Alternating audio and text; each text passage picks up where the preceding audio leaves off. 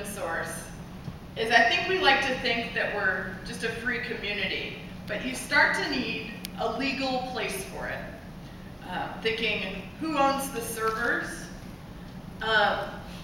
Whose name is on the license of the data?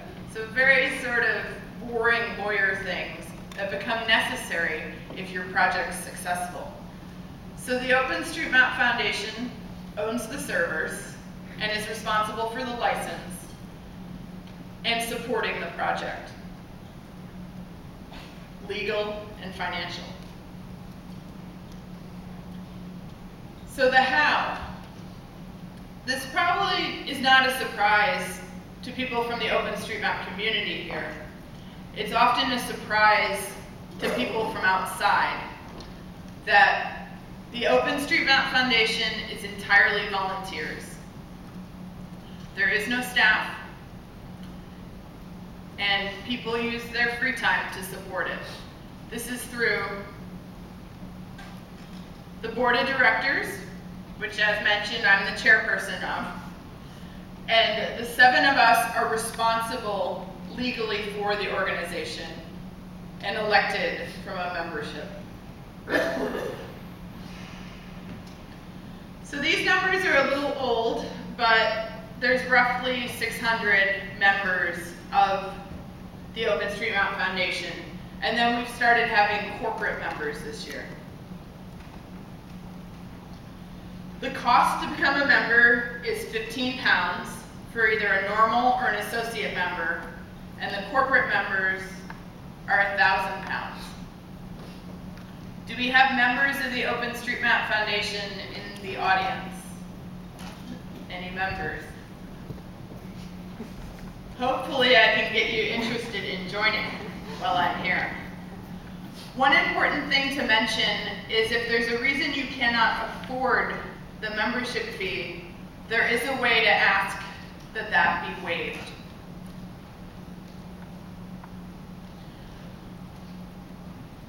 So I'm looking at a great audience of mappers today, and none of you are members of the foundation. One. So the problem is the membership does not reflect the diversity of the project, in my opinion. OpenStreetMap started in the UK and then expanded from there. If you look at the membership, most people are either from Europe or North America. And so if we don't have members from all over the world, we can't really support all of those communities. We also have corporate membership. Currently, corporate membership is a way for companies to support the OpenStreetMap Foundation. Your logo is on our website. You're listed as a corporate member. We'll likely be revamping that to add more benefits for corporations that need more help.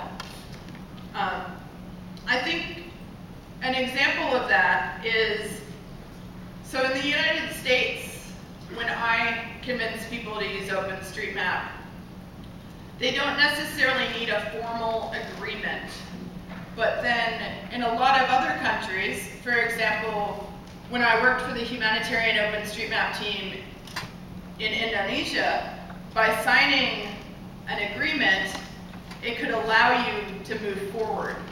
And so I think there are different benefits that can help in different parts of the world.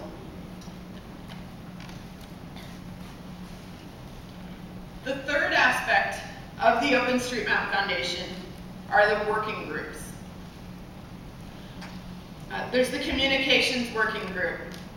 Primarily, the Communications Working Group is responsible for the OpenStreetMap blog and the Twitter account. I'm a member of that working group. We also do interviews with journalists and help coordinate communications about the project. There's also the Data Working Group. They help solve data-related problems and disputes An example would be if someone imports data which does not have a proper license, they would figure that out. When there's disputes about boundaries or names or other editing problems, if the local community or individuals can't figure things out, the data working group comes in and mediates.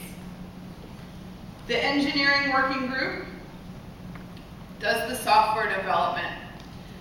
Most of the OpenStreetMap related software is not done through the engineering working group because one of the great things about our large community is anyone could build a tool.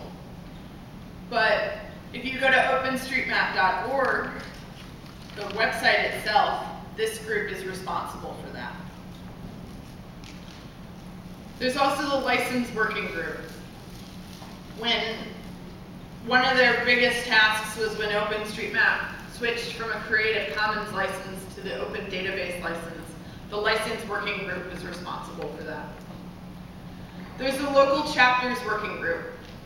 Recently, this year, the OpenStreetMap Foundation added local chapters.